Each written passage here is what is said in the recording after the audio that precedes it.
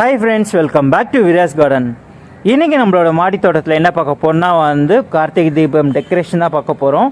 நம்ம மாடி தோட்டத்தை எப்போயுமே மார்னிங் வியூவில் மட்டும்தான் நம்ம பார்ப்போம். நைட் வியூவிலையும் பார்த்திங்கன்னா லைட்டில் ரொம்ப அழகாக இருப்பாங்க. அதுவும் இந்த கார்த்திகை தீபத்தில் நம்ம அந்த விளக்கு ஏற்றிட்டு அந்த விளக்கோட வெளிச்சத்தில் நம்ம பார்க்கும்போதே ரொம்ப அழகாக இருக்கும்.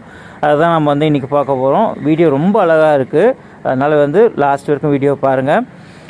இப்போ நான் விளக்கு லாஸ்ட் இயர்க்கே கொஞ்சம் யூஸ் பண்ண அந்த விளக்கெல்லாமே எடுத்து வச்சுருக்கேன். அதுதான் இந்த இயர்க்கெலாம் நான் யூஸ் பண்ண போகிறேன். அடிஷ்னலாக இன்னும் கொஞ்சம் விளக்கும் வாங்கியிருக்கோம். இதில் பார்த்திங்கன்னா ஒரு 100 விளக்கு இருக்குது. இது எல்லாத்தையுமே ஃபஸ்ட்டு நான் வாஷ் பண்ணிடுறேன். வாஷ் பண்ணிவிட்டு இதை கொஞ்சம் அந்த தண்ணி எல்லாமே போகிற மாதிரி ட்ரை பண்ணி வச்சிடுறேன். நான் பொதுவாகவே நம்மளோட மாடி தோட்டத்தை பார்த்திங்கன்னா இந்த லைட்டு செட்டப் கொடுத்து பார்க்கும்போது ரொம்ப அழகாக இருக்கும். அந்த மாதிரி தான் நானும் ட்ரை பண்ணுறேன். பட் ஆனால் இன்னும் முடியல. கண்டிப்பாக நெக்ஸ்ட் இயர்க்குள்ளே இந்த ஃபுல்லாக இந்த சோலார் லைட்ஸ்லுமே கொடுத்துட்டு நம்ம மாடி தோட்டத்தை பார்க்கும்போது ரொம்ப அழகாக இருக்கும். பாருங்கள், எல்லா விளக்கமும் நான் வாஷ் பண்ணி வச்சுட்டேன். இப்போ அதுக்கு எண்ணெய் எல்லாமே நாங்கள் ஊற்றி ரெடியாக வச்சுக்கிறோம்.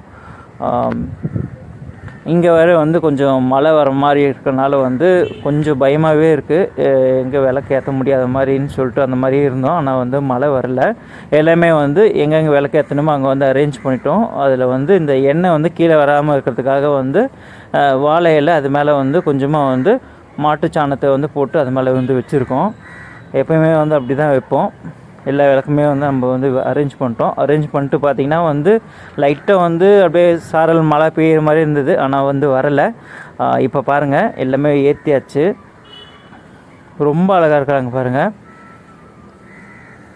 ஃபுல்லாகவே பார்த்திங்கன்னா லைட் போடாமல் இந்த விளக்கோட வெளிச்சத்துலேயே நான் இதை கேப்சர் பண்ணியிருக்கேன். அதுக்கப்புறமா இது இல்லாமல் லைட் போட்டு நான் கேப்சர் பண்ணியிருக்கேன். பாருங்கள், இந்த விளக்கோட வெளிச்சத்தில் இந்த புத்தா ரொம்ப அழகாக இருக்குது. இந்த ஸ்டாண்டும் ரொம்ப சூப்பராக இருக்குது.